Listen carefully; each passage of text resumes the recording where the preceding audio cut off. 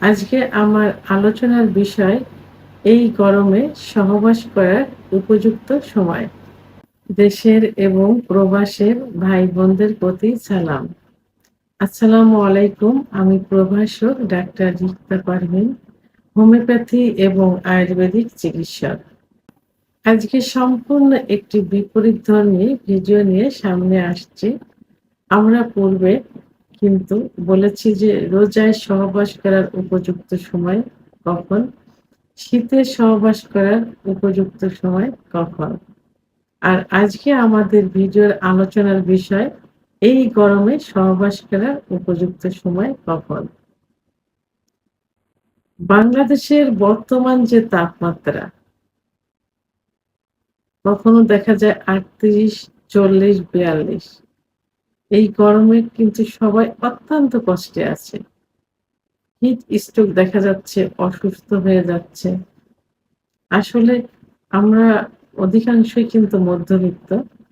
সবাই শহরে থাকে না, সবাই বিত্তশালী না যে সবারই এসি থাকবে।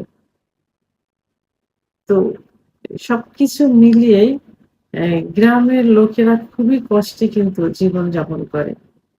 অনেক সময় দেখা যায় যে অ্যাবিলিটি থাকা সত্ত্বেও কিন্তু গ্রামে এসি ব্যবহার করা সম্ভব হয় না। শহরেও কিন্তু সবার কিন্তু এসি নেই। কারণ মধ্যবিত্ত, নিম্নবিত্ত এ বাংলাদেশে এর সংখ্যাই কিন্তু বেশি। তো জৈবিক চাহিদা এমনই একটি একটি চাহিদা যে এটা সব স্বামী-স্ত্রীর মাঝেই কিন্তু বিরাজমান থাকে।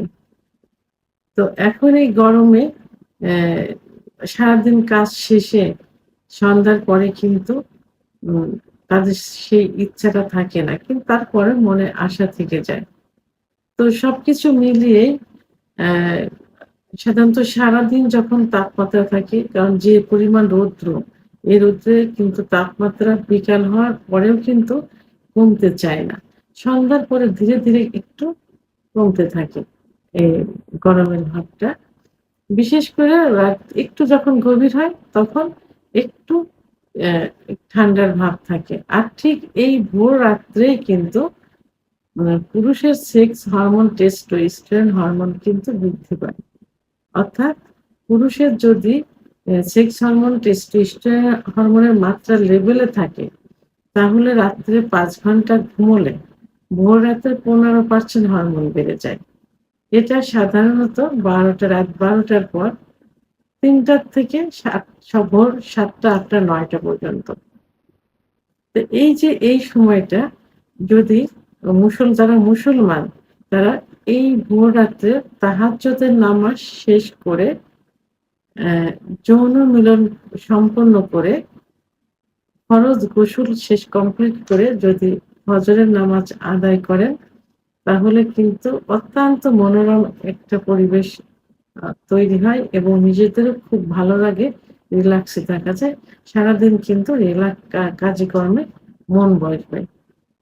তো আর যারা বিপরীত ধর্মী, অন্য ধর্মের হয়ে থাকে, তারাও সাধারণত প্রার্থনা করার জন্য, উপাসনা করার জন্য ভোর রাত্রে ওঠেন। তাদেরও এই সময়টা কিন্তু উপযুক্ত একটা সময়। তাই এই গরমে ভোর রাত্রে, বিশেষ করে শেষ রাত্রে সহবাসের উপযুক্ত সময় বলে মনে করা হয়। তো ভিডিওটি সম্পর্কে যদি কোনো মতামত থেকে থাকে অবশ্যই কমেন্টসের মাধ্যমে জানাবেন। আর ভিডিওটি ভালো লাগলে লাইক, কমেন্ট, সাবস্ক্রাইব করে আমার সঙ্গে থাকুন। আল্লাহ হাফেজ।